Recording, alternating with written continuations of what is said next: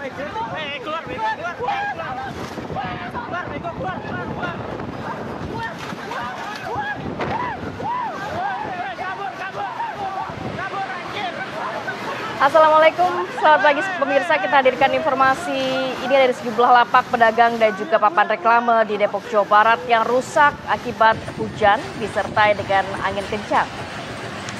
Hujan angin juga merobohkan papan reklame yang ada di Jalan Margonda Raya, Depok, Jawa Barat. Jadi kondisi ini membuat sejumlah orang yang berteduh tiba-tiba panik. Sejauh ini memang tidak ada korban luka maupun korban jiwa dalam peristiwa ini.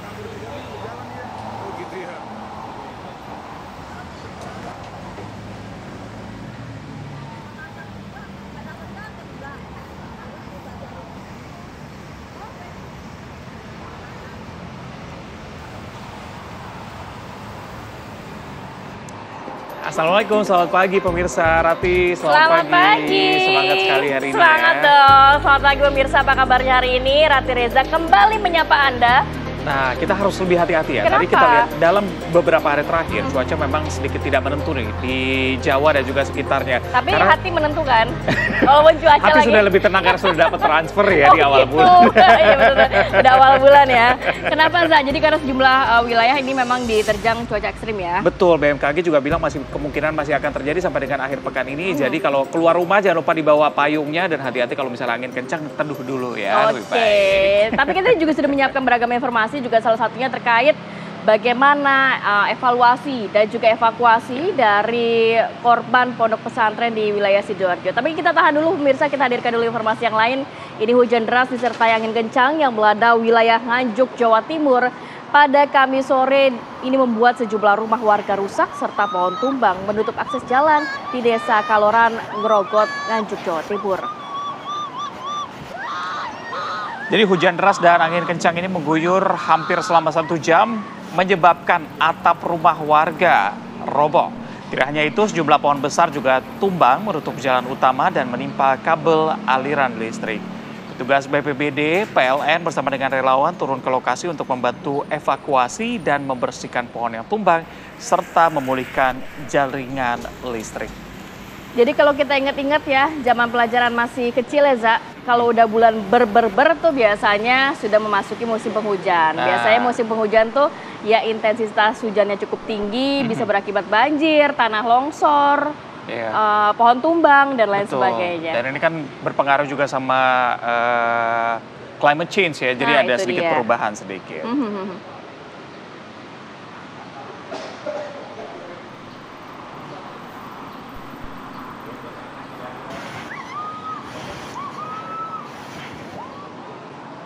Ya, hujan disertai dengan angin kencang juga memicu bangunan rumah di Kecamatan Teluk Betung Selatan, Bandar Lampung roboh ya. Pemirsa, inilah kondisi rumah warga di Kelurahan Sumur Putri yang ambruk sesaat setelah hujan deras disertai angin kencang menerjang kawasan setempat. Saat peristiwa itu terjadi, rumah dalam keadaan kosong sehingga tidak ada korban jiwa. Lurah Sumur Putri, Budi Yamin, mengkonfirmasi kayu bangunan rumah yang ambruk ini sudah dalam kondisi lapuk dan juga memang rawan roboh. Hal inilah yang akhirnya membuat penghuni rumah memutuskan untuk mengungsi ke rumah anaknya saat hujan deras. Sementara itu pemirsa, PLT Kepala Pelaksanaan BPBD Kota Bandar Lampung, Idgam Basyar Sahputra, mengatakan pihaknya terus berupaya melakukan evakuasi dan juga pembersihan material bangunan yang ambruk. Petugas juga membongkar bangunan yang masih tersisa karena dikhawatirkan ini akan terjadi roboh kembali.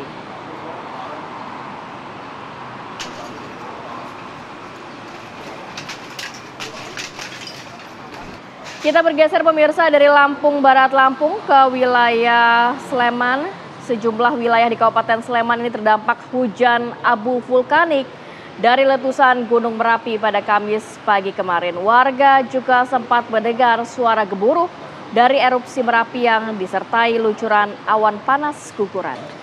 Jadi data dari Badan Geologi, erupsi serta awan panas meluncur sekitar 529 WIB sejauh 2,5 km arah hulu Kali Boyong. Akibatnya sejumlah desa di Kabupaten Sleman terdampak hujan abu vulkanik. Material sisaan abu vulkanik juga terlihat menempel di mobil warga serta daun pohon. Saat terjadi erupsi, warga juga sempat mendengar suara gemuruh. Meski demikian, aktivitas warga masih berjalan dengan normal. Hingga kini tingkat aktivitas Gunung Merapi masih berada pada level 3 atau siaga.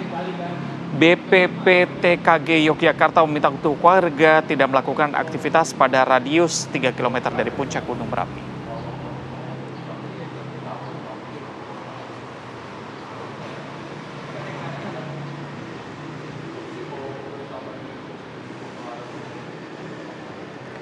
Kita ke informasi berikutnya, pemirsa. Komplotan pembobol ATM lintas wilayah di Cianjur, Jawa Barat dibekuk polisi. Mereka menggasak 29 juta rupiah dari 5 mesin ATM.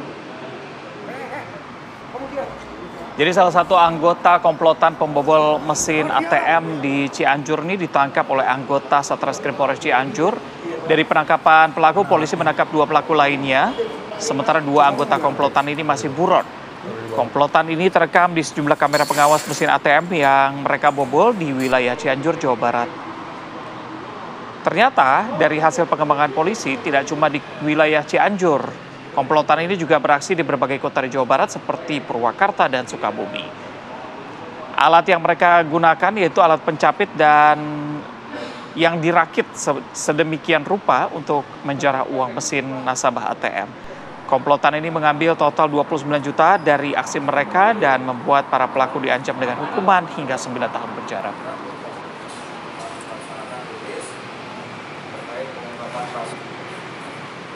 Uang yang ada di dalam mesin ATM tersangka ini, sehingga yang 2 ini memang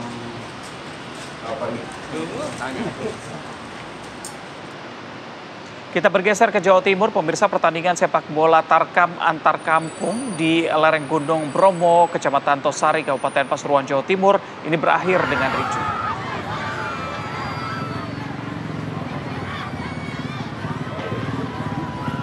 Ya pemirsa, yang Anda saksikan saat ini adalah detik-detik saat kerusuhan supporter sepak bola Tarkam dan para supporter merangsek masuk ke dalam lapangan usai pertandingan selesai.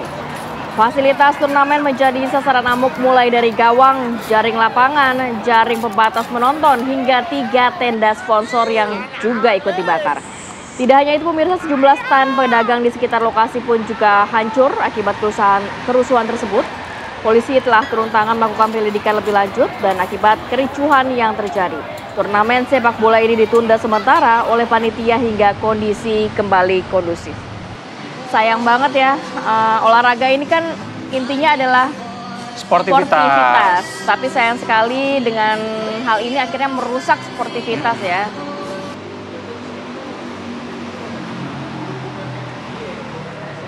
Masih dari informasi sepak bola pemirsa, pemain timnas Indonesia ini bertolak ke Arab Saudi melalui Terminal 2F Bandara Internasional Soekarno-Hatta, Tangerang, Banten untuk melakoni laga lanjutan kualifikasi Piala Dunia 2026. Jadi pemain yang terbang melalui Bandara Soekarno-Hatta ini merupakan punggawa dari Super League. Di antaranya ada Egy Maulana, Hernando Ari, Jordi Amat, Ricky Kambuaya, Rizky Ridho, Stefano Lillipali, Yakob Sayuri, Yance Sayuri, dan Nadeo yang akan menyusul nantinya. Timnas Indonesia akan dijadwalkan untuk tampil dalam putaran keempat, tergabung dalam grup B pasukan asuhan Patrick Kluivert ini. Nantinya akan menghadapi Arab Saudi dan juga Irak. Jelang 2 partai penting itu, Timnas Indonesia akan mengikuti pemusatan latihan. Rencananya akan berlangsung mulai hari ini dan pertandingan menghadapi tuan rumah Arab Saudi akan berlangsung pada 8 Oktober. Sedangkan melawan Irak akan digelar pada 4 hari kemudian, 12 Oktober 2025.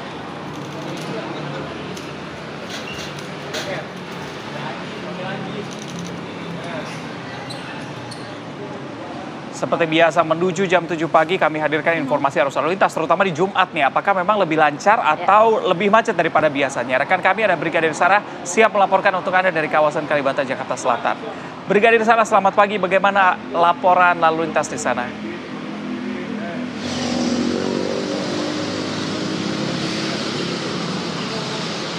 Baik, terima kasih Reza dan juga Rati serta selamat pagi pemirsa, di mana situasi arus lalu lintas pada kawasan Kalibata saat ini sudah mengalami peningkatan volume kendaraan di jam berangkat aktivitas perkantoran.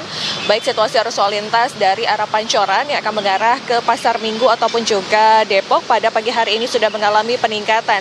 Antrian kendaraan terjadi pada traffic light, namun selepasnya pengendara dapat memacu kendaraan dengan kecepatan normal. Dan pemirsa berhati-hati saat melintasi kawasan ini dikarenakan banyaknya angkutan umum yang sering berhenti untuk menaik turunkan penumpang. Dan kami juga mengucapkan terima kasih terhadap pengendara yang sudah tertib dengan berhenti di belakang garis stop saat Anda berada pada traffic light. Mematuhi marka jalan adalah salah satu wujud dalam tertib berlalu lintas. Selanjutnya pemirsa, situasi lalu lintas dari arah Pasar Minggu ataupun Depok yang akan mengarah ke Pancoran ataupun dari arah Kalibata yang akan menuju ke Pancoran juga sudah dalam keadaan ramai. Kendaraan yang melintas didominasi oleh roda 2 dan roda 4 pribadi. Pemirsa, kondisi cuaca saat ini dalam keadaan cerah, namun kami himbau bagi Anda yang akan berkendara dengan roda 2 untuk mengantisipasi perubahan cuaca akhir-akhir ini dengan membawa serta jas hujan sebagai kelengkapan dalam perjalanan Anda. Dan arus lalu lintas dari arah Pasar Minggu ataupun Pancoran yang akan menuju ke Kalibata masih relatif normal. Berkendaralah dengan tertib dan tidak melawan arus untuk keamanan dan keselamatan diri Anda ataupun pengguna jalan lainnya. Dan dapat kami informasikan berdasarkan data IRSMS Korlantas Polri, angka kecelakaan lalu lintas di seluruh Indonesia 1 kali 24 jam terjadi sebanyak 282 kasus laka lantas dengan rincian 20 meninggal dunia, 35 luka berat, dan 350 luka ringan. Dari 282 kasus laka lantas tersebut, 78% adalah roda 2. Faktor penyebab laka dikarenakan pengendara gagal menjaga jarak aman dan hilang konsentrasi saat mengemudi. Untuk itu kami menghimbau bagi Anda untuk tidak melakukan aktivitas di luar berkendara seperti bermain handphone, dikarenakan dapat memecah konsentrasi Anda saat mengemudi dan membahayakan diri Anda ataupun pengguna jalan lainnya. Dan untuk informasi tentang kondisi arus lalu lintas, Anda dapat menghubungi call center kami di 1500669 ataupun melalui SMS Center di 9119. Stop pelanggaran, stop kecelakaan, keselamatan untuk kemanusiaan, salam presisi, kembali ke studio. Tias Mirasih pergi ke kantor lurah. Terima kasih Brigadir Sarah. Selamat beraktivitas kembali ya. Semoga itu informasinya juga menjadi perhatian untuk Anda yang melintas di kawasan Kalibata, Jakarta Selatan. Pemirsa, kita harus jeda dulu sinak, nanti kita hadirkan informasi terkait Presiden Prabowo Subianto yang menghadiri Presidential Inspection sekaligus penganugerahan tanda jasa kehormatan kepada 18 prajurit TNI di atas KRI Dr. Rajiman Widioningrat.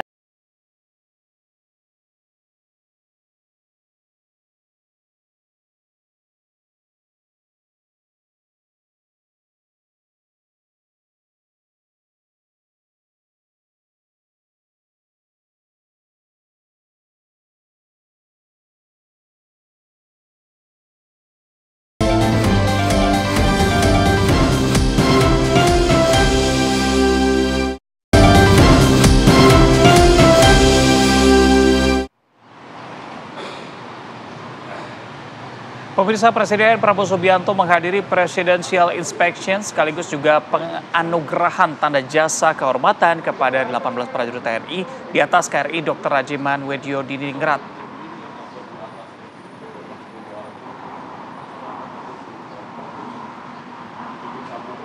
Presiden beserta jajaran Kabinet Merah Putih dan Panglima TNI, Jenderal TNI Agus Subianto bertolak dari Pelabuhan Tanjung Priuk menuju Teluk Jakarta sekitar pukul 10:15 waktu Indonesia Barat. Dalam kesempatan ini Presiden menyematkan 6 gelar Yuda Dharma Pratama serta 12 gelar Samkarya Nugraha kepada 18 prajurit TNI dari ketiga mantra TNI yang dinilai sudah mengabdi melampaui tugasnya. Presiden kemudian disuguhkan parade 51 unsur armada tempur militer TNI Angkatan Laut, termasuk menyaksikan tembakan meriam kapal laut RBU 6000 dan multi-launcher roket sistem RM-70 Grad, serta Flying Pass Armada Tempur Udara AL. Atraksi Armada Tempur Angkatan Laut ini dipimpin Armada KRI Brawijaya 320. Tak ketinggalan aksi saling pas dari unit pengamanan laut seperti ADRI, Bakamla, Basarnas, Polariut, KKP, KKLP hingga Persembahan Perhimpunan Nelayan.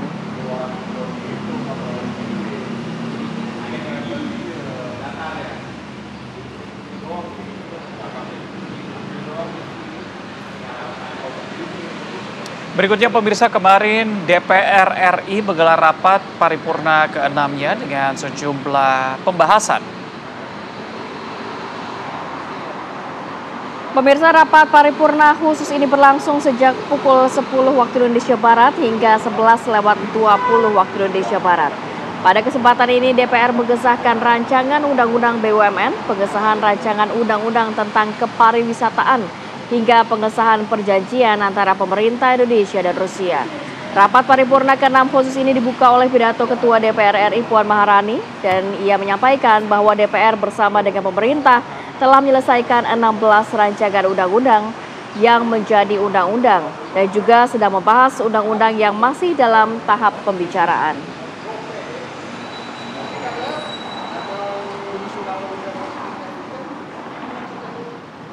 Proses pembahasan yang intensif dan tuntas pada pembicaraan. Indonesia. Pemirsa, ada yang menarik, ini menyambut HUT ke-80 TNI, Pemprov DKI Jakarta akan menggratiskan seluruh layanan transportasi umum di Jakarta.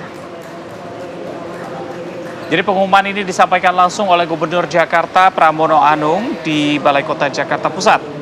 Sebagai bentuk rasa hormat penghargaan dalam rangka HUT ke-80 TNI, pihaknya akan menggratiskan seluruh layanan transportasi umum di Jakarta. Tidak hanya itu, pagelaran acara rutin seminggu sekali yaitu Car Free Day tetap berlangsung di Sudirman Tamrin pada 5 Oktober mendatang. Jadi bisa sekalian mau lihat alutsista sekaligus olahraga. Pasti bakal rame banget sih weekend ini. Pasti bakal rame. Latihan yang sudah dilakukan beberapa hari terakhir ini lumayan seru. Gimana hari H-nya nanti ya? Nah, hari itu Minggu. dia. Tanggal 5 Oktober ada hari TNI. Kami sudah menyampaikan kepada Mabes TNI. Bapak Ketua Presiden, Bapak Dirjen Pemirsa, kita akan ajakkan untuk jeda sejenak. Usai jeda kami hadirkan informasi lantaran tidak terima ditegur.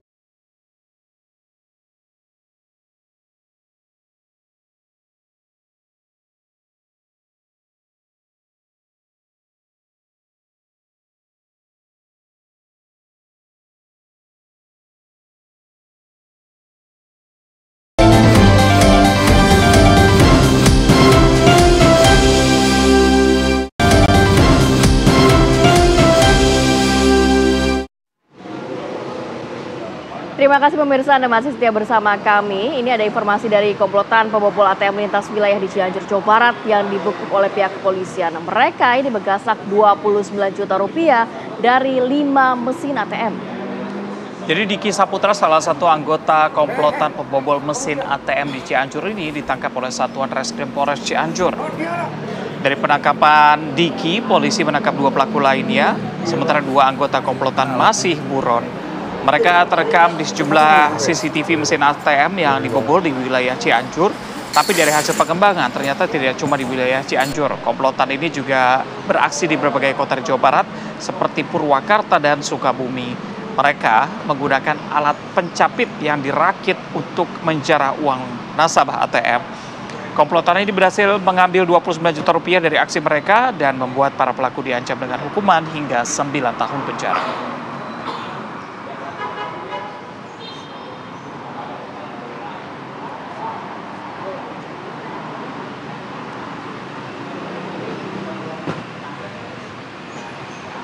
Pemirsa, seorang polisi wanita atau polwan mendapatkan ancaman dari kelompok debt collector penagih utang yang hendak menarik mobil di kawasan Gading Serpong, Kelapa II, Tangerang, Banten malam tadi.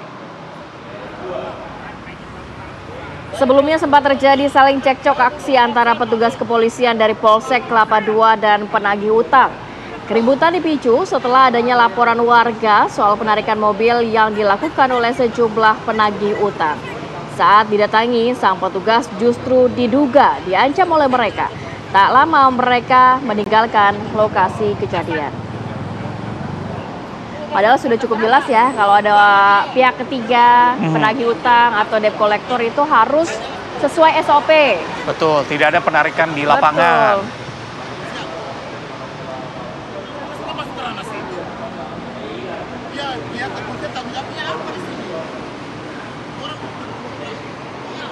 Ini juga ada yang heboh di media sosial pemirsa dengan beredarnya video tindakan kekerasan yang diduga dilakukan oleh sejumlah senior komunitas pecinta alam terhadap peserta baru saat mengikuti pendidikan dasar di kaki Gunung Dua Saudara, Kota Bitung, Sulawesi Utara. Jadi dari rekaman video yang berdurasi sekitar 1 menit terlihat jelas beberapa peserta tanpa menggunakan baju diperlakukan secara kasar oleh seniornya. Wajah peserta ditempeleng berkali-kali, bahkan ada yang mendapatkan tendangan hingga terjatuh.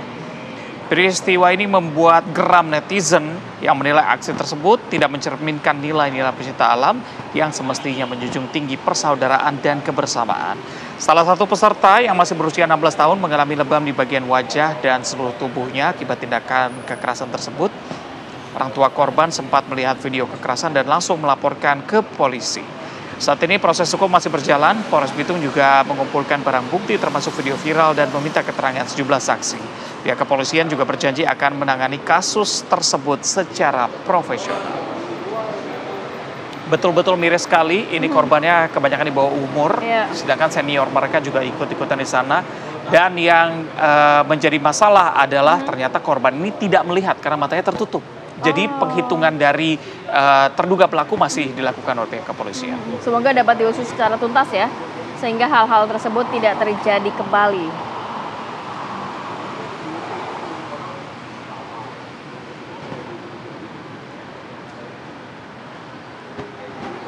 Berikutnya, karena tidak terima ditegur dan dimarahi, seorang adik ipar di Kecamatan Gading Rejo, Kabupaten Prinsewu, Lampung nekat menghabisi nyawa kakak ipar. Pelaku Aji Dharma Saputra ini menghabisi nyawa kakak iparnya dengan senjata tajam hingga mengalami luka bacok di punggung dan juga kepala korban. Pembunuhan terjadi pada Rabu 1 Oktober 2025. Jadi peristiwa ini bermula ketika pelaku yang sedang tertidur di dalam rumah ini terbangun setelah mendengar korban berteriak memarahi. Pelaku ini langsung emosi dan mengambil senjata tajam menghampiri korban dan langsung mengayunkan senjata tajam ke arah korban. Korban tewas setelah mengalami pendarahan parah, sementara pelaku sudah berhasil diamankan.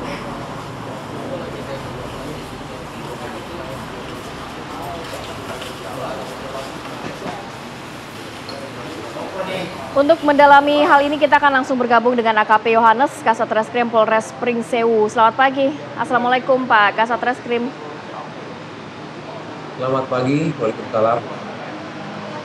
Ya, walaupun pelaku sudah diamankan, sudahkah juga didalami oleh pihak kepolisian apa yang menjadi motif ini adik ipar tega menghabisi nyawa dari kakak iparnya sendiri?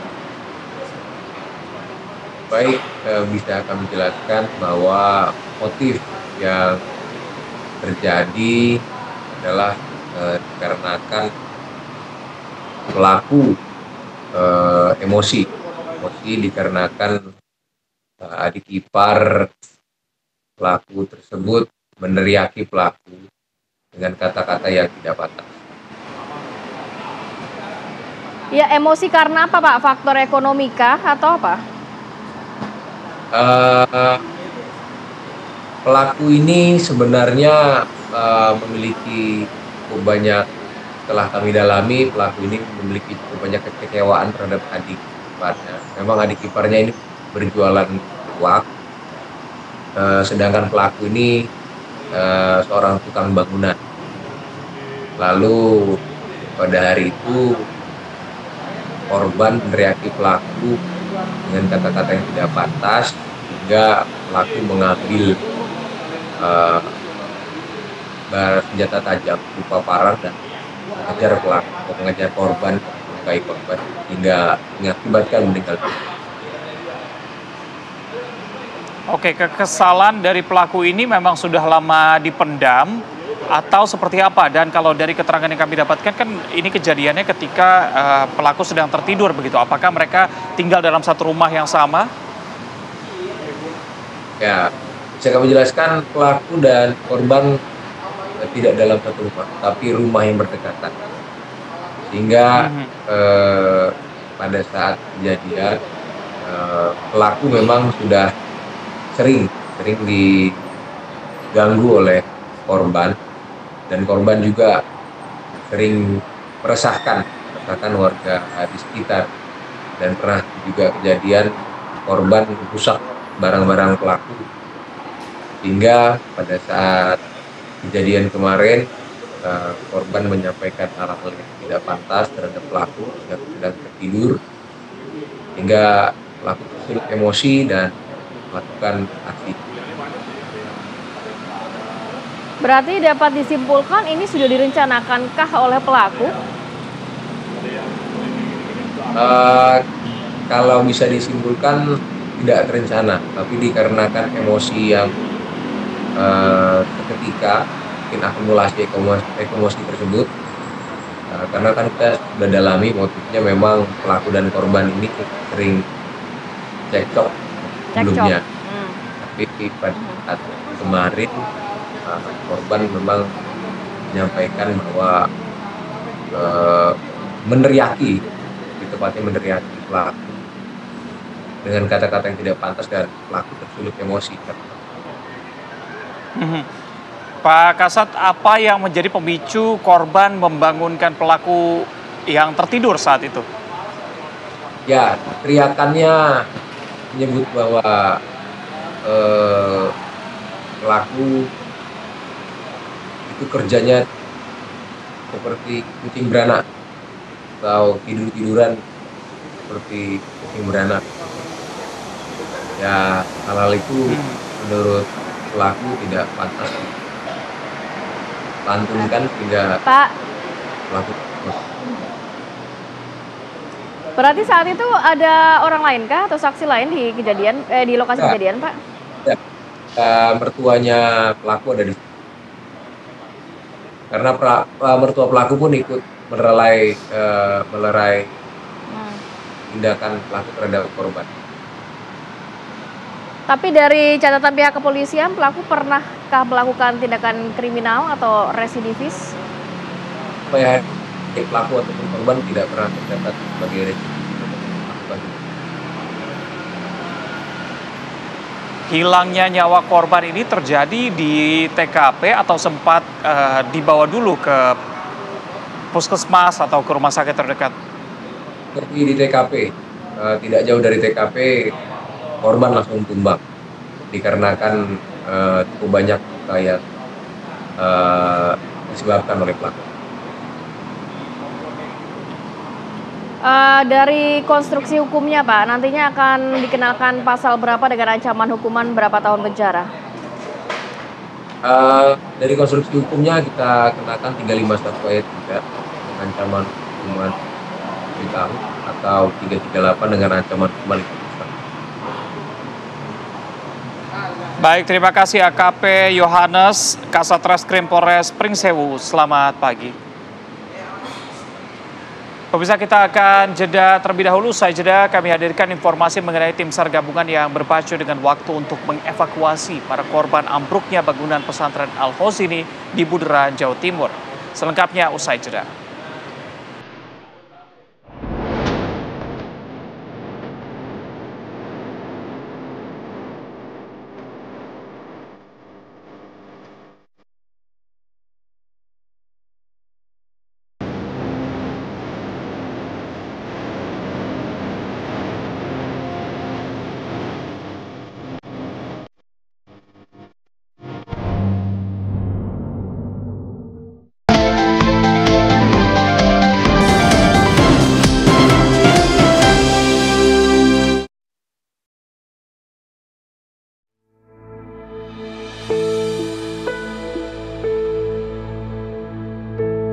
Tim SAR gabungan berpacu dengan waktu untuk mengevakuasi para korban ambruknya bangunan pesantren Al-Hosini di Buduran, Jawa Timur.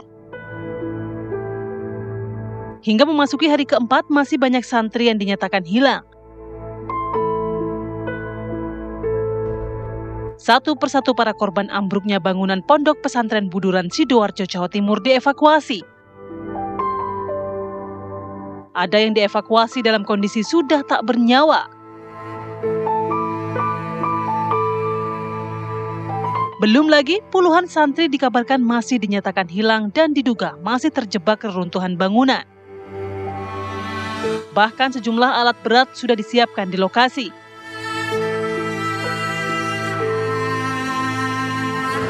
Kejadian ini mengundang perhatian sejumlah pihak, sehingga perlu adanya evaluasi dan investigasi lebih mendalam untuk mengetahui faktor apa yang menyebabkan robohnya bangunan tersebut. Sejumlah pihak bahkan meminta agar segera dilakukan investigasi dan adanya efek jera. Siapa yang harus bertanggung jawab? Tim TV One mengabarkan.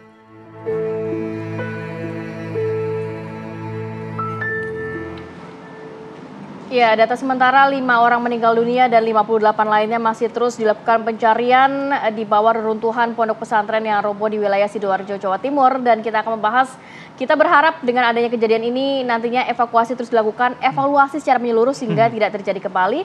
Narasumber pagi hari ini sudah ada Bapak Gugun Gumilar, staf khusus Menteri Agama. Selamat pagi, Assalamualaikum Pak Gugun. Selamat pagi, Assalamualaikum. Sehat ya Pak ya? Alhamdulillah, sehat. Kemudian juga sudah bergabung bersama kami Bapak Muji Irmawan, ahli konstruksi ITS. Selamat pagi, Assalamualaikum Pak Muji. Selamat pagi Mbak Rita, Mbak Rate dan Mbak Mas Reza. Selamat pagi. Ya, terima kasih waktunya Pak. Baik, saya ke Pak Puji dulu. Pak Puji, sampai dengan tadi sudah menuju ke TKP, begitu apa saja temuan terbaru dari Anda yang bisa diinformasikan kepada kami, Pak Puji? Jadi mulai kemarin siang sampai tadi pagi, kami sudah maju untuk membongkar beberapa elemen-elemen struktur untuk supaya segera bisa mencapai beberapa lokasi korban yang tertimbun.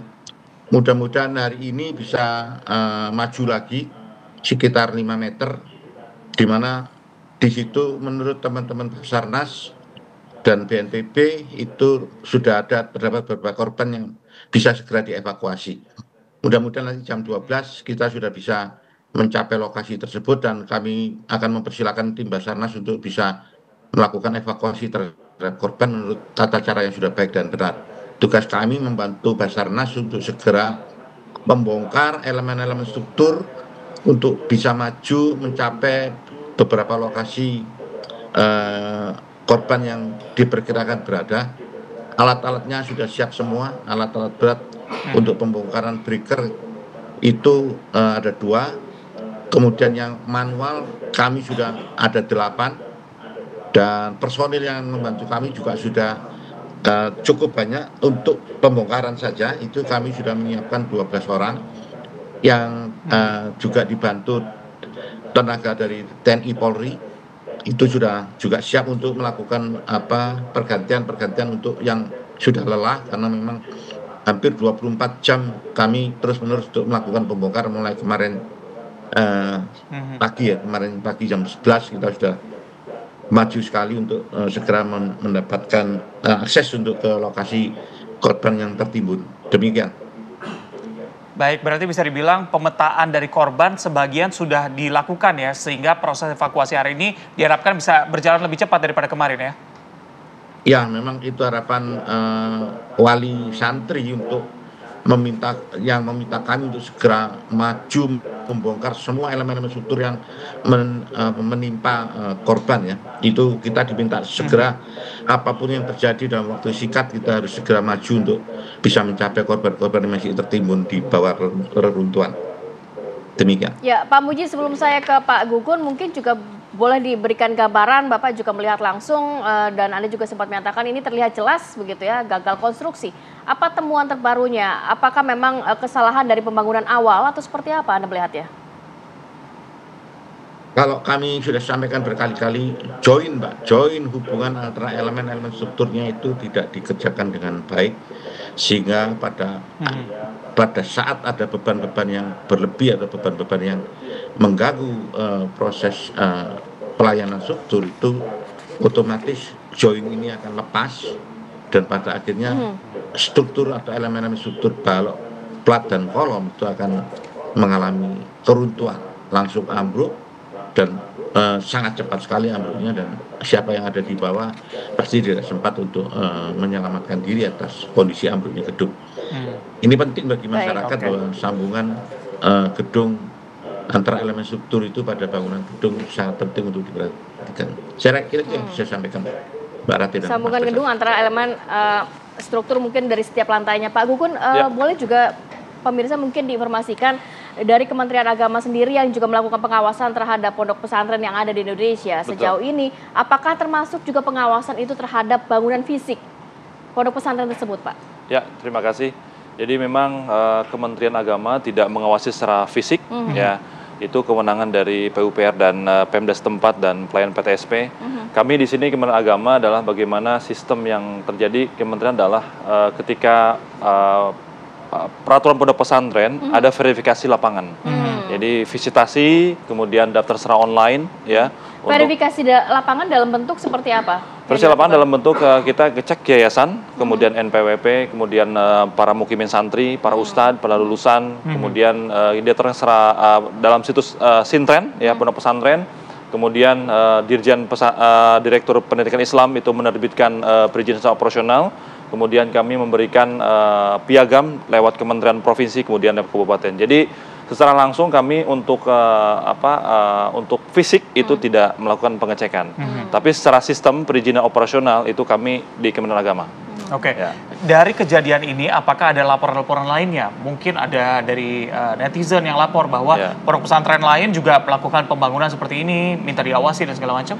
Ya, ini adalah satu bagian dari evolusi kami di Kementerian Agama. Jadi setiap pondok pesantren agar kedepannya memperhatikan sistem konsultan, ya. Jadi setiap pembangunan itu kami menyarankan nanti setiap pembangunan pondok pesantren ada konsultan ahli. Nah, ini penting sekali bagaimana pondok pesantren bukan hanya tempat menuntut ilmu, ya. Kami juga bagaimana menyarankan agar setiap pondok pesantren itu mengawasi dan memberikan saran kepada pembangunan agar melibatkan sistem para ahli untuk di setempat. Ya. Tapi dari tadi Kementerian Agama menyampaikan ada beberapa indikator yang harus dilengkapi untuk membuat sebuah pondok pesantren. Betul. Walaupun bukan di ranah Kementerian Agama, apakah di Kementerian Agama sendiri misalnya sebuah pondok pesantren yang ingin didirikan ini, oke, sudah ada tanahnya, IMB-nya, kemudian juga ada sudah jelas bagaimana skemanya nantinya. Ada nggak syarat-syarat itu yang mungkin dari Kementerian PPR yang harus dilaporkan kepada Kementerian Agama? Ya, secara tertulis dan de facto de jure itu tidak ada. Namun secara legalitas kami ngecek secara komprehensif, ya. Namun kami akan mungkin ada evaluasi ke depan dari Kementerian Agama untuk proses IMB itu agar dilampirkan. Kemudian kami juga akan mengevaluasi bagaimana sertifikat layak bangun itu dari PUPR agar dilampirkan untuk di Kementerian Agama. Saya kira itu solusi yang tepat mungkin ke depan. Namun di samping itu ada konsultan. Nah, ini penting. Kami jarang menemukan di pesantren itu konsultan ahli untuk proses pembangunan madrasah. Kami mencatat ada 344.126 lembaga. Kemudian pesantren ada 42.000 sekian pesantren seluruh Indonesia. Nah, ini menjadi evaluasi kami ke depan agar proses pembangunan itu agar lebih baik. Namun tercatat kalau ada misalkan biaya APBN yang disampaikan kepada pondok pesantren itu pembangunannya dari kami akan evaluasi. Jadi kalau yayasan itu kan disampaikan oleh yayasan tersendiri untuk proses pembangunannya. Oke, itu untuk perizinan. Tapi kalau misalnya untuk perpanjangan izin, apakah memang ada pemeriksaan setiap 5 tahun sekali mungkin untuk pengecekan dan segala macam? Nah, untuk pengecekan setiap tahun sekali kami tidak ada, karena memang tidak ada tertulis. Nah, tentu ini evaluasikan kantor Kanwil di setiap kabupaten kota untuk pengecekan. Insya Allah kami akan evaluasi lebih baik lagi, ya. Namun secara tertulis hukum itu tidak ada. Jadi para penyuluh nanti di bawah, kemudian para kantor Kakan yang di bawah KUA itu akan kami terus evaluasi untuk perbaikan ke depan yang lebih baik lagi, insya Allah. Pak Gugun, apakah dari hasil temuan Kementerian Agama untuk pondok pesantren Al-Khozini ini secara peraturan semuanya sudah lengkap, legal ya Pak ya? Ya, kemarin kami hari Selasa ke sana dengan Menteri Agama, didampingi oleh Sekda, Kepala BNPB. Kami menemukan secara legalitas de facto and de jure Pondok Pesantren Al-Husn ini secara resmi memang daftar di Kementerian Agama Provinsi, kemudian Kabupaten, kemudian sertifikatnya dari Dirjen Pendidikan Islam itu ada. Jadi secara resmi dan legal itu sah secara peraturan Kementerian Agama. Namun lagi-lagi untuk kewenangan untuk pengembangan pesantren, kemudian pembangunan pesantren di itu diserahkan di yayasan tersebut, kemudian bekerjasama dengan PTSP, dinas terkait, kemudian ada dari PUPR. Ya, kami memang ada berkesinambungan dengan teman-teman di kementerian lain. Oke, kita akan mengajak pemirsa juga untuk melihat bagaimana kondisi di Rumah Sakit Siti Hajar. Sudah ada rekan Faisal Rinaldi yang akan memberikan laporan langsung di sana.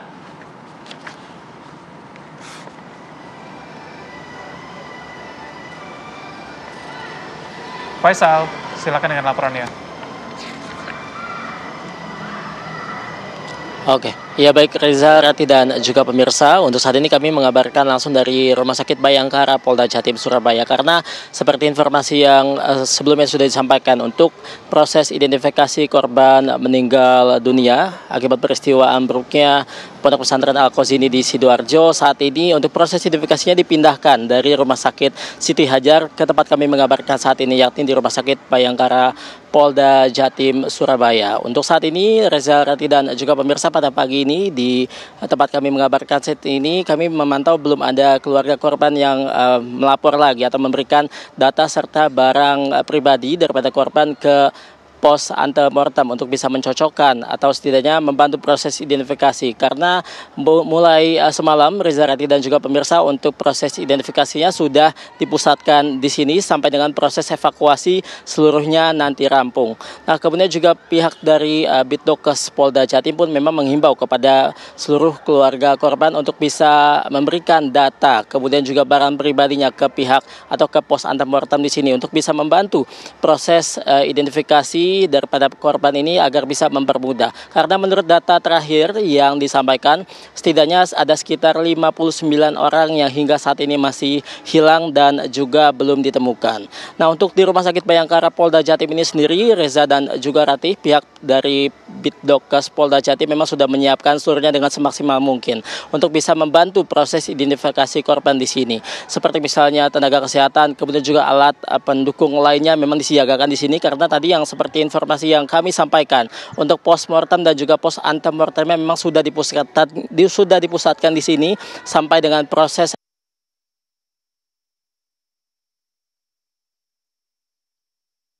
untuk proses akan menggunakan metode, yaitu dengan cara mencocokkan gigi dan juga sidik jari. Untuk sementara demikian Reza, Rati dan juga pemirsa, nantinya kami akan mengupdate lebih lanjut kepada Anda terkait dengan proses identifikasi di sini. Demikian, kembali ke studio. Baik, terima kasih Faisal Rinaldi atas laporannya langsung dari Rumah Sakit Bayangkara Jawa Timur, dan masih terus dilakukan proses untuk evakuasi dan identifikasi dari para korban. Kita akan juga membahas lebih lengkap mengenai hal ini, tapi kita harus ajak pemirsa untuk jeda dulu sejenak, nanti kita akan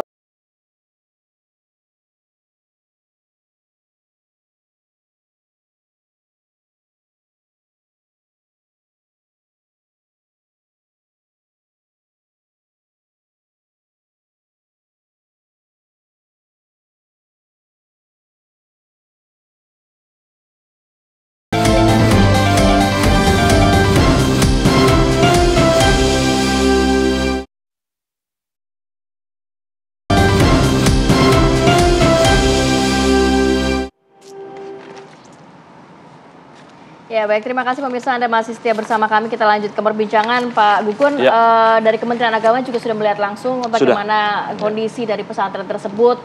Apa temuan yang didapatkan? Karena kan ini juga ada desakan dari DPR untuk meminta Kementerian Agama secara menyeluruh melakukan evaluasi atau audit kelayakan dari bangunan pesantren, khususnya untuk pesantren-pesantren yang berusia sudah tua. Ini kan kabarnya juga sudah cukup lama ya Pak, dari tahun 80-an pesantren ini. Betul. Saya ucapkan terima kasih evaluasi dari teman-teman dari DPR. Kami ke depannya memang insya Allah ke depan akan evaluasi dari segi kurikulum, kemudian teman-teman pendidik, tenaga pendidik ya di pesantren. Tapi memang kalau untuk bangunan, struktur bangunan, kami harus koordinasi dengan PUPR, kemudian Dinas Tata Ruang terkait, pelayanan satu pintu, di dinas kabupaten ini evaluasi kita selalu menyeluruh. Kalau misalkan untuk mendapatkan bantuan juga itu perlu kami evaluasi juga. Saya kira ini bahan bagaimana ibroh ya pendidikan dan pelajaran bagi kami. Insya Allah ke depan akan lebih baik lagi. Ya. Tadi Anda mengatakan bahwa dari Kementerian Agama sendiri juga ada support bentuk dana atau anggaran yang disalurkan kepada para pesantren ini untuk operasional. Nah, biasanya apa mungkin informasi yang disampaikan oleh pesantren terkait dana operasional yang digunakan? Apakah memang ada juga informasi mengenai dana operasional ini diperuntukkan untuk renovasi, pembangunan, dan lain sebagainya? Ya. Kami di Kementerian Agama itu ada inkubasi pesantren. Jadi kami umumkan di website dan media sosial dan layak untuk umum. Pertama, bantuan operasional pesantren ini adalah bagaimana untuk menciptakan kondisi lingkungan pesantren agar lebih baik lagi. Pertama dari segi pendidikan, pengajaran sampai ke renovasi pesantren. Nah, ini kami buat agar bagaimana pesantren bisa berdaya saing dengan sekolah umum. Oleh karena itu, Kementerian Agama terus berbenah diri. Ini evaluasi kerja kita bagaimana sekarang sudah ada kemandirian pesantren.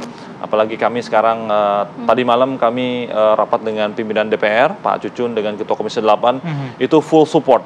Bagaimana pemerintah Presiden Prabowo akan launching program Direktorat Pesantren, Ponpren. Nah, ini kami sedang proses dengan Menpan RB. Jadi insya Allah ke depan kami perkuat pendidikan dakwah karena fungsi pendidikan pesantren menurut Undang-Undang nomor 18 dan tahun 2019 dan PMA nomor 30 tahun 2020 ada dua. Pertama adalah fungsi dakwah, yang kedua adalah pengembangan potensi masyarakat. Oke, saya ke Pak Muji. Pak Muji, tadi sempat dikatakan ini salah satu kesalahannya adalah dalam join gitu antara penggabungan setiap lantai. Sebenarnya ketika ingin membangun suatu bangunan akan ditambah lantai berikutnya, apa yang bisa dilakukan? Apakah perencanaan dari awal diperlukan atau seperti apa, Pak Muji? Ya, terima kasih. Jadi apapun bentuknya, gedung baik itu lantai 1 bertingkat 2, 3, 4, 5 itu pasti dimulai dengan suatu perencanaan yang baik dan benar. Namun demikian, kita juga harus perhatikan bahwa meskipun perencanaan dan baik dan benar itu sudah dilakukan, yang tidak kalah penting adalah pelaksanaannya sendiri juga harus betul-betul dikerjakan sesuai perencanaan. Nah, ini kadang miss yang kekeliruan atau ketidak sinkronnya. Perencanaan meskipun sudah matang, tapi pelaksanaan sendiri tidak mengikuti apa yang sudah direncanakan. Bahkan di lapangan sering sekali dianggap perencanaan yang ada itu kurang praktis, sehingga dianggap terlalu bertele-tele, sehingga terdapat beberapa hal yang tidak dikerjakan secara perencanaan. Nah, ini salah satu akibatnya. Sebagai contoh adalah pelaksanaan penyambungan ini merupakan hal penting, karena meskipun kita membangun 5 lantai langsung, tapi pekerjaannya kan juga dimulai dari lantai 1 ke lantai 2 dan 3. Nah, proses pembangunan dari lantai 1 ke lantai 2, ke lantai 2 ke lantai 3 ini banyak sekali sambungan-sambungan yang akan dikerjakan. Nah, sambungan-sambungan inilah dianggap disambung sederhana saja, tetapi panjang penyaluran tulangan, kemudian jumlah tulangan yang tercatat yang harus ditambahkan, termasuk sengkang-sengkang yang harus dipasang di sana, ini seringkali tidak dilaksanakan dan baik di lapangan. Akibatnya atas perubahan perencanaan yang terjadi di lapangan, itu hal ini bisa menyebabkan kegagalan struktur. Nah, ini yang saya sampaikan kepada masyarakat. Tidak kalah penting meskipun perencanaannya sudah dilakukan dengan baik, maka dari pelaksanaan harus juga diawasi dan dikerjakan dengan baik pula. Karena kunci akhirnya pelaksanaan ini kalau tidak dikerjakan dengan baik dan benar, itu akibatnya fatal. Itu kalau sudah melihat gedung ambruk, gedung yang mengalami kolaps, itu kecepatan kolapsnya luar biasa, sangat cepat dan relatif singkat, sehingga korban atau masyarakat yang memanfaatkan fasilitas gedung itu akan mengalami kejatuhan atau tertimpa reruntuhan bangunan. Ini sangat tragis. Semoga ini menjadi bagian kita, pelajaran penting kita untuk jangan sampai pada saat pelaksanaan juga tidak mengikuti standar yang berlaku. Dua kata kunci di sana, perencanaan dan juga 1726, pelaksanaan. 1727, 1225, 2847 itu sudah ada semua petunjuk untuk pelaksanaan pembangunannya untuk khususnya untuk gedung. Saya kira itu Mbak Nanti dan Mas. Oke, baik. Pak Muji, ini kalau tadi kita berbincang juga dengan Pak Gugun, ini kan dikatakan biasanya dari pondok pesantren ini mendapatkan entah bantuan dari pemerintah atau pembangunan dari yayasan. Kalau ingin mengembangkan dari bangunan sendiri, apa yang bisa dilakukan pesantren saat ini? Ya, otomatis ke depan monggo saja, kami sudah sampaikan berkali termasuk kepada pemerintah daerah bahwa pengawasan bangunan, perizinan bangunan itu sangat penting untuk dilaksanakan dengan baik dan benar sehingga kita dapat menghindari kecelakaan-kecelakaan atau kelalaian menyebabkan kecelakaan khususnya pada bangunan gedung, di mana yang juga perlu diperhatikan bahwa bangunan gedung itu merupakan fasilitas umum yang banyak sekali yang akan memanfaatkan gedung tersebut. Saya kira itu sehingga ke depan pemerintah daerah mestinya cukup aktif untuk bisa membantu semua saja dari semua kalangan untuk memberikan asistensi teknis. Kami perguruan tinggi siap juga membantu. Kami banyak teman-teman yang siap membantu untuk perencanaan, tapi dalam pelaksanaan kami mungkin tidak bisa membantu secara langsung. Ini kami serahkan kepada pemerintah daerah dan masyarakat. Ya. Baik. Anda juga ikut turut langsung menyaksikan bagaimana proses evakuasi ini nantinya akan dilaksanakan sampai kapan, dan kalau secara konstruksi saat ini apa yang menjadi kendala dari proses evakuasi, Pak Muji? Sebetulnya tidak ada kendala, cuman memang luasan bangunan yang ukuran 25 kali 30 meter ini cukup besar dan dimensi balok, elemen struktur balok, kolom pun juga cukup besar. Sehingga meskipun kita cukup cepat, tapi karena luasan yang kita hadapi juga cukup luas, kita diminta terutama oleh orang tua wali santri diminta untuk secepat-cepatnya melaksanakan pembongkaran dan membuat akses untuk menuju ke korban-korban yang masih tertimbun di bawah. Kami lakukan 24 jam tanpa berhenti. Baik personil yang disiapkan, alat-alat berat, kita sudah alat berat untuk pemecah beton itu sudah 2 siap di lapangan yang pakai mesin, kemudian yang manual kita sudah ada 8 alat. Personilnya kita juga bergantian, saya juga membawa personil 10 orang dari PUPR, Kementerian PUPR, kemudian di kabupaten, itu juga sudah membantu kita untuk melakukan pembongkaran, termasuk tenaga dari TNI Polri bersama-sama 24 jam tidak berhenti, alat tidak boleh berhenti, tapi personil bisa bergantian untuk menyelesaikan 24 jam. Alhamdulillah kita sudah bisa maju untuk 1 as, di mana ada beberapa korban yang segera bisa dievakuasi. Saya kira itu kami tetap untuk aktif segera, mudah-mudahan 2-3 hari bisa selesai. Demikian. Amin, amin, harapannya seperti itu ya Pak ya. Terakhir Pak Gugun, kita nggak pengen terulang kembali begitu ya. Tadi dikatakan bahwa tercatat dari Kementerian Agama ratusan ribu pondok pesantren yang ada di Indonesia. Pengawasan terhadap ratusan ribu lainnya. Kita pengen ini menjadi pelajaran begitu Pak. Jadi walaupun tadi dikatakan ini lintas kementerian, tapi seperti apa langkah konkretnya? Ya. Pertama, saya kira ini adalah bahan evaluasi yang baik bagi kami di pemerintahan, terutama di Kementerian Agama. Pertama, kami akan melakukan evaluasi. Yang kedua, kami akan mengecek per tahun ya, koordinasi dengan PUPR dan dinas terkait ya di kabupaten dan kota. Ini penting, jadi setiap nanti orang yang mendapat bantuan di pesantren itu wajib melampirkan IMB dan sertifikat bangun ya. Itu salah satu evaluasi, mungkin nanti masukan dari Kementerian PUPR itu wajib disertakan untuk mendapatkan bantuan operasional.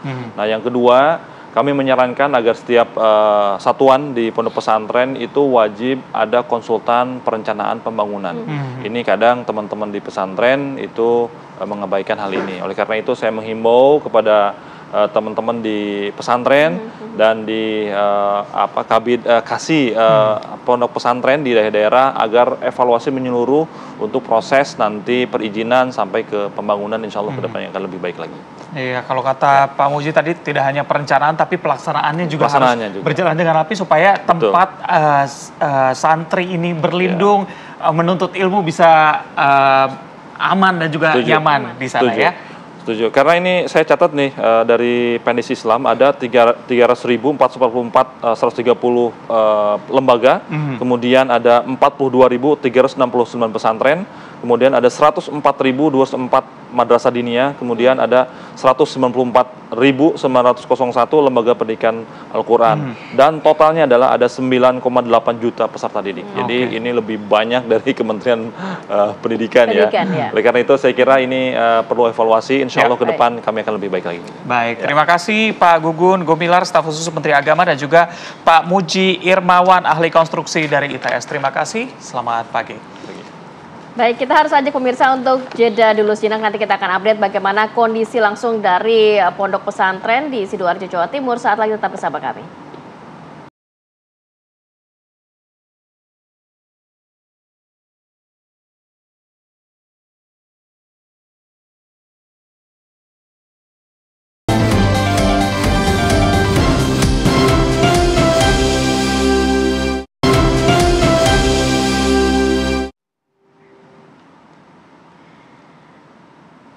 Pemirsa, puluhan santri ini diduga masih terjebak di bawah reruntuhan Pondok Pesantren Al-Khozini yang ambruk di Sidoarjo, Jawa Timur. Proses evakuasi mulai dilakukan menggunakan alat berat setelah tim SAR gabungan mendeteksi tidak ada tanda-tanda kehidupan di bawah reruntuhan bangunan.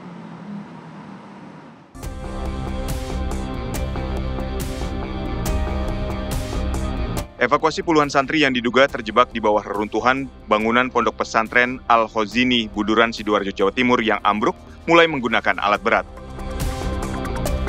Sebelum operasi pencarian menggunakan alat berat dilakukan, tim SAR gabungan telah melakukan serangkaian asesmen dan berdialog dengan keluarga korban. Hasil asesmen yang dilakukan dengan berbagai macam metode secara berulang kali mendeteksi tidak ada tanda-tanda kehidupan di bawah reruntuhan. 5 unit alat berat jenis crane dikerahkan untuk mengangkat puing-puing bangunan. Puing-puing bangunan akan diangkat satu persatu untuk menemukan korban. Hasil pencarian tetap nihil. Lalu kemudian kami menvalidasi kembali, berharap ada perubahan. Jam 7.00 tadi kami juga lakukan kembali scanning. Namun hasilnya nihil. Kami sudah laporkan hasil scanning ini ke Kepala Basarnas, dan dari Kepala Basarnas sudah disounding dengan Kabadan. Kemudian dilakukanlah rapat konsolidasi tingkat pimpinan untuk mengambil langkah-langkah selanjutnya, dan berikutnya sudah disampaikan oleh Kepala Badan. Kurang lebih demikian yang kami sampaikan justifikasi kenapa dari rescue phase kemudian pindah ke crane phase. Bolehlah kita bisa sampaikan crane phase, fase craning. Jadi kita menggunakan crane, tidak menggunakan dozer. Satu-satu seperti tadi disampaikan oleh Kabadan, diangkat dulu puing-puing yang tidak terkoneksi. Setelah yang terkoneksi selesai, diambil blok-blok tapi yang kurang dari 5 ton. Kalau dia lebih dari 5 ton, maka akan dilakukan proses cutting. Sebelumnya, gedung 3 lantai Pondok Pesantren Al-Khozini, Buduran, Sidoarjo, Jawa Timur ambruk saat ratusan santri sedang melaksanakan sholat asar berjamaah di gedung yang masih dalam tahap pembangunan. Selama 3 hari pencarian hingga Rabu malam, 108 orang berhasil dievakuasi, 5 diantaranya meninggal dunia, sementara 103 orang selamat namun mengalami luka-luka. Dari Sidoarjo, Jawa Timur, tim TV One mengabarkan. Baik, kita akan ajak pemirsa untuk melihat bagaimana kondisi terkini pagi hari ini langsung dari Sidoarjo, Jawa Timur. Sudah ada rekan kami, Farah Manhila. Selamat pagi, Farah. Bagaimana proses evakuasi di sana saat ini, Farah? Silakan. Iya, pemirsa, memang saat ini proses evakuasi atau pencarian korban masih terus berlangsung, dan terhitung hari ini berarti artinya ini adalah hari kedua proses pencarian menggunakan alat berat. Namun berbeda dengan kemarin, pemirsa, jika kemarin ini pada pukul 11:30 siang ini tim SAR gabungan menerjunkan crane untuk memindahkan beton-beton yang berada di permukaan paling atas. Namun pada pukul 00.45 dini hari tadi, kemudian tim SAR gabungan ini mengerahkan atau mengganti dengan alat berat ekskavator breaker untuk memecah beton-beton besar menjadi puing-puing yang kemudian dipindahkan dengan menggunakan ekskavator yang lebih kecil untuk dipindahkan dan dibawa ke dump truck. Sudah ada kurang lebih 30 dump truck yang disiagakan untuk mengangkat puing-puing. Artinya setiap puing-puing kurang lebih seberat 1 ton dipindahkan ke dump truck, kemudian langsung dibawa dan area semakin dibersihkan oleh tim SAR gabungan. Saya bisa gambarkan bagaimana kondisi yang berada di belakang saya saat ini, pemirsa. Ini adalah bagaimana keluarga korban yang sampai saat ini masih terus memantau bagaimana proses evakuasi. Di posko SAR gabungan ini, pemirsa, ada sebuah layar TV besar yang memang ini menampilkan CCTV proses evakuasi yang dilakukan di lokasi kejadian perkara, mengingat memang TKP saat ini tengah disterilkan dalam proses pencarian. Ini gambaran secara real time, pemirsa. Keluarga korban artinya bisa melihat langsung bagaimana upaya tim SAR gabungan dalam membersihkan puing-puing yang berada di TKP. Jika dibandingkan dengan kemarin, ini memang sudah mulai terlihat perubahan, pemirsa. Jika kemarin cukup tinggi reruntuhan beton-betonnya, ini sudah mulai berkurang dan hanya tersisa puing-puing kecil saja yang sampai sekarang masih terus diangkut atau dipindahkan dengan menggunakan ekskavator. Keluarga korban yang berada pagi ini di sekitar pondok pesantren ini, pemirsa, rata-rata adalah dari luar kota.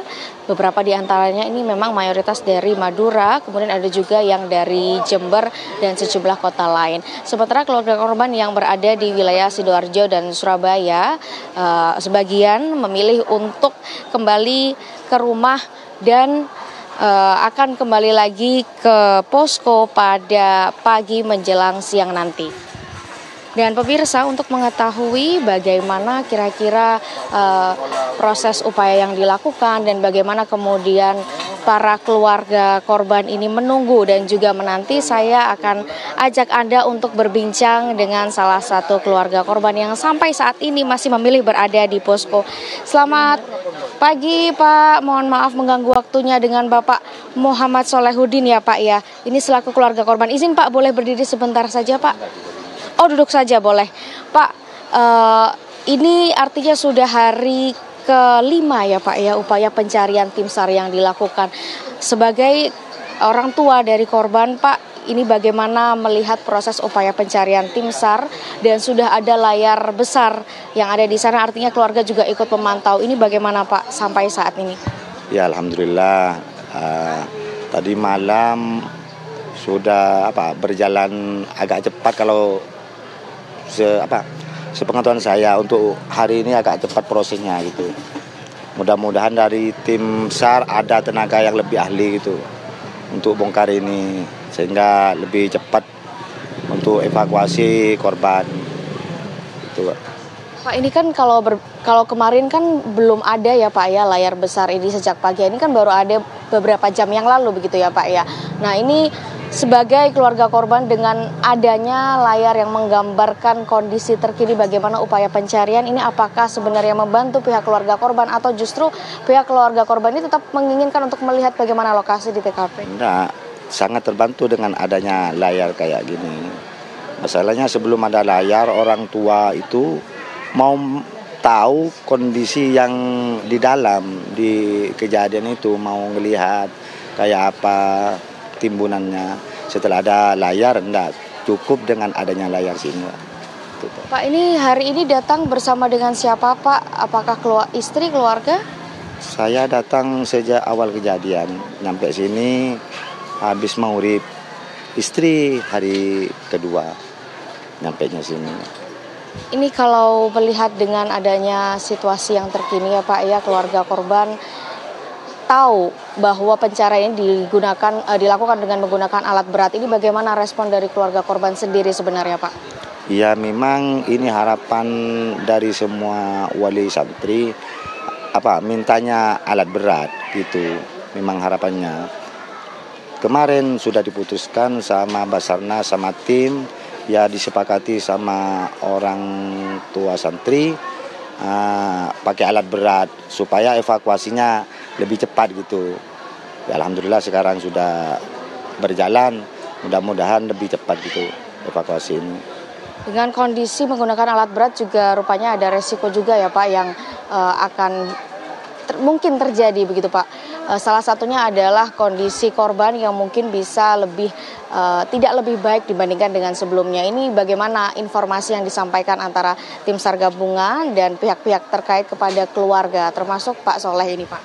Nah, ini kan tim ini kan nggak asal ngangkat, masih lihat reruntuhannya kayak apa, selidikin dulu, nggak asal ngangkat. Takutnya masih ada korban yang masih hidup. Takutnya siapa tahu ada keajaiban, ada pertolongan, masih ada korban yang hidup gitu. Pak, kalau boleh tahu nama anaknya, putranya sinten Pak? Anak Ahmad Suwaifi dari Belega, usia 16 tahun. Iya, MTS kelas 1. Pak, ini data yang masih dalam pencarian kan jumlahnya puluhan ya Pak ya. Tapi masih belum bisa dipastikan apakah data tersebut adalah merupakan korban yang tertimpa reruntuhan. Kalau dari kesaksian dari teman-teman yang sudah selamat begitu ya Pak ya, santri-santri yang sudah selamat, apakah Pak Soleh mendapatkan informasi terkait keberadaan putra Bapak di bawah reruntuhan atau seperti apa? Iya, informasinya dari temannya yang selamat. Ada temannya itu kemarin saya ketemu di sebelahnya pondok, orang Jember. Saya nanya, kenal dengan ini? Saya perlihatkan fotonya. Oh iya, tahu. Ini kalau di sini dipanggil Bibi. Aslinya anak itu namanya Suwaifi. Itu ada di agak ke belakang waktu sholat. Jadi ada di belakangnya korban yang selamat gitu. Yang mungkin masih ada di dalam, itu anak saya. Masih ada harapan ya Pak ya untuk menunggu informasi. Mudah-mudahan masih ada pertolongan Allah, ada keajaiban. Ya gitu Pak. Mungkin terakhir Pak, ada pesan yang ingin disampaikan barangkali berkaitan dengan apa yang ingin disampaikan kepada baik pondok pesantren ataupun ke tim SAR gabungan berkaitan dengan proses pencarian ini Pak? Enggak. Kalau pondok lebih tahu lah kalau pondok nggak bisa saya jasa Pak Yai luar biasa. Apresiasi saya luar biasa untuk pondok. Banyak nggak bisa menjelaskan utamanya kepada pondok luar biasa pertolongannya. Ya gitu aja. Serahkan kepada seluruh pihak ya untuk berupaya memaksimalkan pencarian. Terima kasih banyak Pak Soleh. Kita semua berharap agar putra Bapak segera dipertemukan dengan kondisi yang terbaik ya Pak ya. Ya pemirsa, itu tadi perbincangan saya dengan salah satu keluarga korban yang sampai saat ini rupanya masih menunggu kabar terkini sembari melihat bagaimana update dari situasi yang ada di sini dan juga melihat layar bagaimana proses evakuasi yang berlangsung. Sampai saat ini pemirsa dapat kami kabarkan bahwa proses evakuasi masih terus berlangsung dengan membersihkan puing-puing. Diperkirakan korban reruntuhan ini mulai akan terlihat pada hari ini dan langsung akan dilakukan evakuasi. Demikian dari wilayah Sidoarjo, saya kembalikan ke rekan-rekan di studio. Baik, kita harapkan proses evakuasi dari korban hari ini berjalan dengan lancar. Terima kasih Farah Manhila melaporkan langsung dari Jawa Timur. Pemirsa, kita akan jeda terlebih dahulu. Usai jeda kami hadirkan informasi mengenai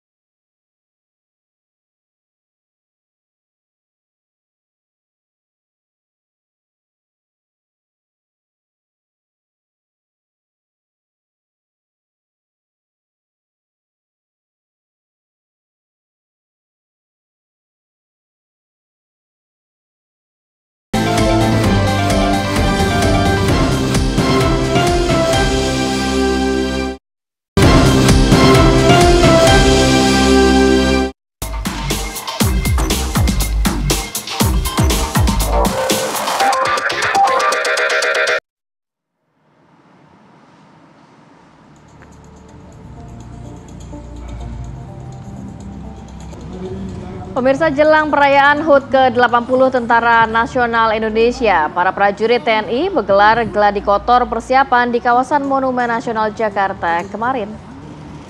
Puncak perayaan akan digelar pada Minggu 5 Oktober.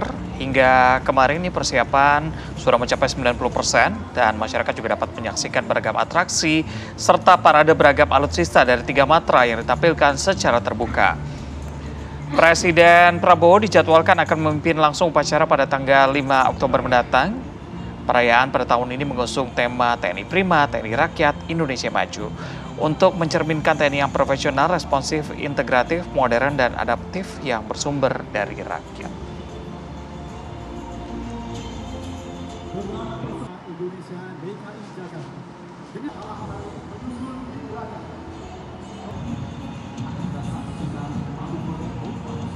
Kita akan mengajak pemirsa untuk memantau langsung bagaimana kondisi di sana. Sudah ada rekan Putri Sophia. Selamat pagi Putri, silakan dengan laporannya. Ya, selamat pagi Reza dan juga pemirsa TV One. Benar sekali, dalam rangkaian HUT TNI ke-80 hari ini gladi bersihnya dilaksanakan di kawasan Monas, Jakarta. Dan sejak sekitar pukul 7.30 waktu Indonesia Barat tadi, kami memantau memang acara gladi bersih juga sudah dilakukan dengan tepat waktu, dengan agenda bahwa untuk di awal gladi bersih ini akan dilaksanakan upacara yang kami pantau di sini. Memang seluruh matra dari Angkatan Udara, Angkatan Darat, dan juga Angkatan Laut juga telah mempersiapkan seluruh pasukannya untuk berbaris begitu di awal upacara yang nanti akan dilaksanakan pada tanggal 5 Oktober 2025. Namun tidak hanya dari pasukan yang memang telah berbaris begini sesuai dengan matranya masing-masing, tetapi untuk saat ini pemirsa memang telah dilaksanakan begitu rangkaian dari upacara yang akan digelar pada tanggal 5 nanti. Ini kami mendengar bahwa seruan-seruan dari drum band begitu, dan juga tadi ada simulasi dari Presiden Prabowo Subianto yang memang diwakili begitu nantinya akan melintas dari Istana Negara, Istana Merdeka, nanti akan menuju ke kawasan Monas yang akan nantinya dilaksanakan pada tanggal 5 Oktober 2025. Dan memang kalau dari rangkaian acara gladi bersih ini nantinya selain upacara yang akan dilaksanakan ataupun sedang berlangsung pada pagi hari ini, nantinya juga akan dilaksanakan parade alutsista dan juga ada berbagai rangkaian-rangkaian yang nantinya akan dilaksanakan gladi bersihnya secara hampir sama persis dengan apa yang nanti akan dilaksanakan pada tanggal 5. Dan ini adalah iring-iringan dari mobil yang nantinya akan digunakan oleh Presiden Prabowo Subianto pada tanggal 5 Oktober 2025. Dan kalau kita lihat sendiri memang tidak hanya pasukan yang telah dipersiapkan begitu secara matang, karena persiapannya juga sudah 90% bahkan sudah mendekati sempurna pada pagi hari ini, tetapi juga deretan alutsista tadi kami juga sudah melihat ini sudah berderet begitu di kawasan Silang Monas dan juga di bagian luar dari kawasan Monas di sekitaran Jalan Medan Merdeka juga sudah dipersiapkan dengan sempurna begitu, karena ada sekitar 1047 alutsista yang nantinya akan dipamerkan dari ketiga matra Angkatan Darat, Angkatan Udara, dan juga Angkatan Laut. Dan kalau kita lihat dari pasukan sendiri ini akan melibatkan hampir 133.000 pasukan yang bersiap begitu nanti untuk tanggal 5 Oktober. Ini terdiri dari prajurit dan juga masyarakat sipil. Dan tidak hanya Angkatan Darat dan juga Angkatan Laut, tetapi juga kalau dari TNI Angkatan Udara nantinya juga akan memamerkan begitu 156 pesawat andalan dengan atraksi-atraksi yang nantinya akan kita saksikan pada tanggal 5 Oktober. Dan memang tadi juga sebelum upacara kami memantau memang sudah ada beberapa atraksi dari pesawat tempur yang memang sudah dilaksanakan pada gladi bersih pada pagi hari ini. Dan kalau untuk rangkaian acara TNI HUT ke-80 ini memang sudah berlangsung begitu sejak bulan September lalu. Kalau kita lihat memang pada tanggal 20 hingga 21 September 2025 kemarin ini juga dilaksanakan TNI Fair, di mana dari ketiga matra TNI ini memamerkan alutsistanya begitu, sama lokasinya di kawasan Silang Monas. Dan dilanjutkan juga pada tanggal 29 September 2025 dilaksanakan gladi kotor dan gladi bersih yang secara final akan dilaksanakan berlangsung saat ini di kawasan Silang Monas. Dan kalau kita pantau sendiri memang masyarakat juga sudah mulai terlihat antusias begitu menjelang HUT TNI ke-80 karena di gladi bersihnya saja ini kami memantau memang sudah ada beberapa masyarakat yang ikut menyaksikan begitu iring-iringan dari rangkaian gladi bersih yang dilaksanakan pada pagi hari ini. Dan pemirsa, tidak hanya acara yang akan dilaksanakan di kawasan Silang Monas, tetapi alutsista milik ketiga Matra TNI ini juga nantinya akan diparadekan begitu pada tanggal 5 Oktober 2025. Paradenya nanti akan ada 2 alternatif jalur, tidak hanya di kawasan Silang Monas, tetapi nanti iring-iringan alutsista juga akan dipamerkan di 2 alternatif rute jalan. Alternatif pertama ini akan dimulai di Jalan Medan Merdeka Selatan menuju ke Medan Merdeka Timur, Utara, Barat, dan berakhir di Jalan Juanda. Dan juga alternatif kedua nantinya juga parade alutsista akan dipamerkan. Ini mulai dari kawasan Silang Monas menuju ke arah Tugu Tani, nanti ke arah Jalan Keramat Kuitang, berputar begitu sebelum Pasar Senen, dan nanti kembali ke kawasan Silang Monas yang akan dilaksanakan pada tanggal 5 Oktober 2025 nanti. Untuk sementara demikian, kami kembalikan ke Reza dan Ratih di studio. Baik, terima kasih Putri Sofia atas laporan langsung dari Monas Jakarta, dan juga nanti masyarakat bisa ikut memeriahkan HUT ke-80 TNI langsung dari Monas Jakarta pada tanggal 5 Oktober 2025 ya. Terima kasih Putri Sofia atas laporannya.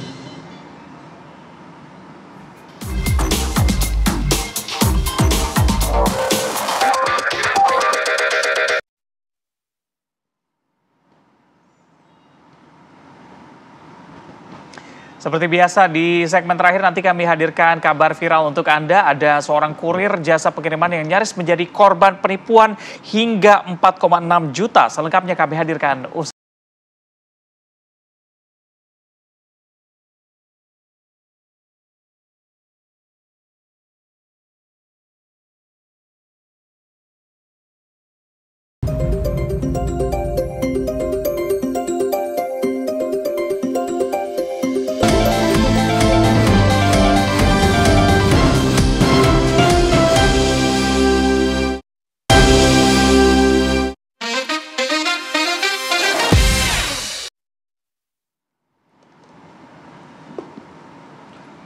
Ya, kita hadirkan informasi yang viral-viral di media sosial. Ini juga untuk pemirsa yang juga sudah melihat mungkin videonya. Jadi ada video viral di mana seorang kurir jasa pengiriman nyaris menjadi korban penipuan COD ponsel seharga 4,6 juta di Karangrayung, Grobogan, Jawa Tengah. Jadi mirisnya penipuan ini justru dilakukan oleh seorang gadis belia. Jadi menurut keterangan dari korban, ini penerima langsung membuka paket kiriman tanpa mengecek konfirmasi dan mengklaim isinya kosong. Setelah didesak, terbongkar bahwa penerima menyembunyikan ponsel tersebut di bawah dashboard mobil. Situasi memanas saat penerima berusaha kabur dengan mobil ketika kurir meminta pertanggungjawaban. Jadi terlihat di video bahwa kurir sempat dipukuli oleh penerima hingga kurir meminta pertolongan warga. Setelah berdebat panjang, barang tersebut akhirnya dikembalikan, namun dengan begitu kurir terancam menanggung kerugian karena paket sudah terbuka dan rusak. Diduga kasus tersebut masih ditangani oleh pihak berwenang. Untung di video ya nama kurirnya. Nah, jadi ada barang bukti. Itu dia, ini bukan bayar di tempat, hantam di tempat sepertinya ya. Yang berikutnya juga jadi perhatian pemirsa, ini ada 2 pagar rumah warga di Pondok Ranji, Kecamatan Ciputat Timur, Tangerang Selatan yang rusak usai ditabrak mobil. Rupanya mobil tersebut ini dikendarai oleh seorang remaja berusia 15 tahun. Waduh, jangan dicontoh nih yang kayak gini nih. Jadi ada mobil SUV yang dikendarai oleh remaja laki-laki bersama beberapa rekan perempuannya. Diduga ini salah menginjak pedal gas. Jadi akibatnya pengemudi tersebut hilang kendali sehingga menabrak pagar dan juga tembok 2 rumah warga hingga roboh. Pihak keluarga pengemudi menyatakan siap untuk bertanggung jawab untuk melakukan ganti rugi serta berjanji akan lebih mengawasi putranya. Beruntungnya tidak ada korban jiwa dalam peristiwa ini. Menanggapi hal ini, polisi mengimbau agar orang tua tidak sembarangan memberikan fasilitas kendaraan kepada anak yang belum memiliki SIM. Nah, jadi ada alasan bahwa 17 tahun baru bisa SIM, karena memang selain bentuk fisik yang sudah lebih dewasa, secara mental juga sudah lebih siap, sudah matang. Udah belajar nih, udah bisa membedakan mana pedal gas, mana pedal rem. Jangan sampai salah kayak gini nih ya. Betul. Oke, kita tinggalkan informasi tersebut, kita geser ke informasi lainnya pemirsa. Ini warga Kabupaten Seruyan, Kalimantan Tengah dihebohkan dengan adanya penemuan bangkai buaya raksasa. Ini tepatnya di muara Sungai Tulis, Segintung. Jadi video penemuan tersebut akhirnya juga viral dan beredar di media sosial dan juga mendapati komentar beragam dari netizen. Jadi dalam rekaman video amatir ada tubuh buaya muara mengapung dengan posisi terlentang. Kondisi yang terlihat membengkak, diperkirakan buaya tersebut memiliki panjang hingga 5 meter. Penyebab kematian buaya muara tersebut belum dapat dipastikan, namun diduga akibat sakit atau perkelahian antar sesama buaya atau bisa juga dibunuh manusia. Menanggapi hal ini, Komandan BKSDA Resor Sampit mengingatkan untuk meningkatkan kewaspadaan bagi masyarakat ketika hendak beraktivitas di perairan karena Sungai Tulis dan kawasan sekitarnya masih menjadi rumah bagi predator terbesar tersebut. Ya, jadi nggak ada lagi yang ngechat lagi apa itu saya. Dia, mungkin gitu ada yang mantan pacarnya tiba-tiba nggak ada kabar gitu ya. Yang anak sisiknya ambil ya, ditulis. Yang berikutnya ini juga viral. Terekam kamera CCTV toko ada 2 wanita diduga mencuri perhiasan emas di salah satu toko perhiasan yang berlokasi di Pasar Krian, Sidoarjo, Jawa Timur. Pemirsa, dalam rekaman CCTV ini terlihat kedua wanita ini berlagak seperti pembeli yang sedang menggelabui penjaga toko. Terlihat pegawai sedang mencari perhiasan emas lainnya. Jadi aksi pencurian tersebut langsung dilakukan oleh salah satu wanita tersebut. Yang terlihat ada tanda panah ini ya, 2 wanita tersebut yang masuk ke dalam toko berlagak seperti ingin membeli perhiasan emas. Dan kemudian memasukkan perhiasan emas ke dalam kerudung tanpa sepengetahuan pegawai. Atas kejadian ini, kedua pelaku pun sudah diamankan oleh pihak kepolisian.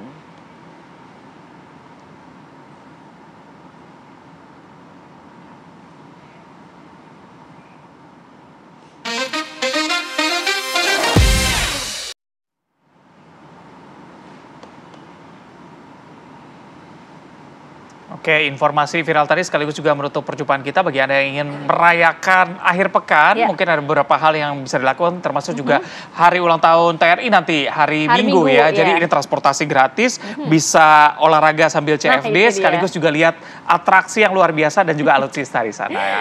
Dan informasi itu juga harus menutup jumpa kita kali ini. Saya Kamaranti Kusuma. Saya Reza Baluel, terima kasih. Sampai jumpa.